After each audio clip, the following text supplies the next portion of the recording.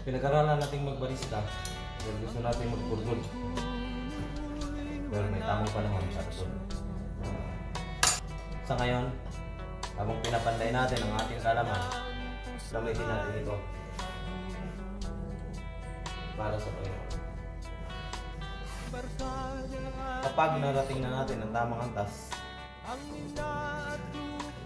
gamitin natin ito para turuan ang mga kabataan na maabot natin.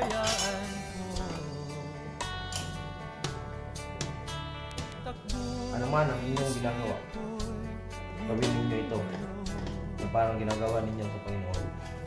Sabi ng Colosas 3:23. Sa kabila ng lahat, tandaan natin,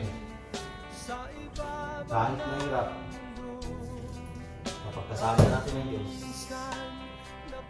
may pag-asa at hindi niya tayo pababayaan. Kaya magtiglo tayo ng makita.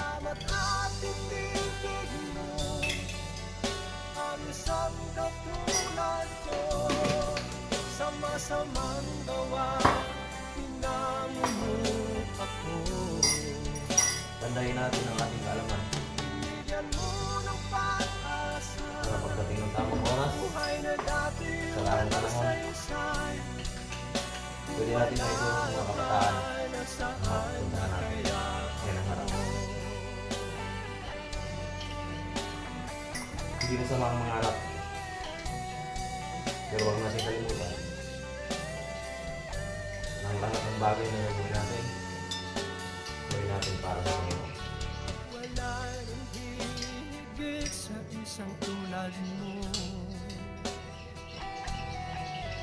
Ang pag-ibig mo kailanman di maglalaho.